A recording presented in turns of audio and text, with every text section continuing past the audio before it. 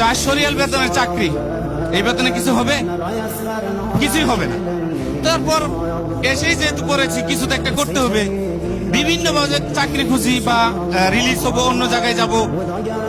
2000 রিয়ালের 2000 দিরহামের স্যালারির অফার পাই, কিন্তু কফিল আমাকে ছাড়ে না, আর বাপ মানে স্পন্সর আমাকে ছাড়ে না, যার কারণে যাইতে পারতেছি না। তো হঠাৎ কোন এক কারণে ডিএক্সএন অফিসে যাই একজনের প্রোডাক্টের জন্য, আমার জন্য না। দেখেন, যদি থাকে নসিবে, বুঝছেন, আপনার নসিবে যদি থাকে, দেখেন আমার এক ফ্রেন্ডের জন্য ডিএক্সএন এ যাই মাশরুম আনার জন্য। ওকে, আপনি যদি একজনের উপকার করেন, আল্লাহ আপনাকে উপকার করবে, আল্লাহ আপনাকে হেল্প করবে। এখন আমি মাশরুম আনতে গেছি আমার এক ফ্রেন্ডের জন্য, রুম পার্টনার, তার পেটের সমস্যা।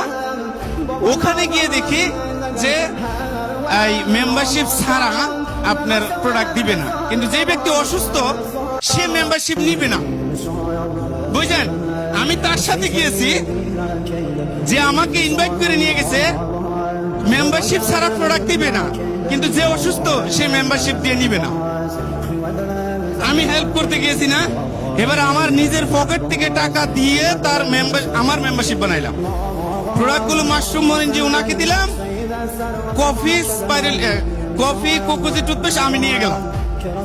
এখন যখন যাওয়া শুরু করছি বাহিরে, হারুন সাহেবের একটা প্রেজেন্টেশন হচ্ছিল, তো আমি এরকম মাঝখানে গিয়ে বসলাম।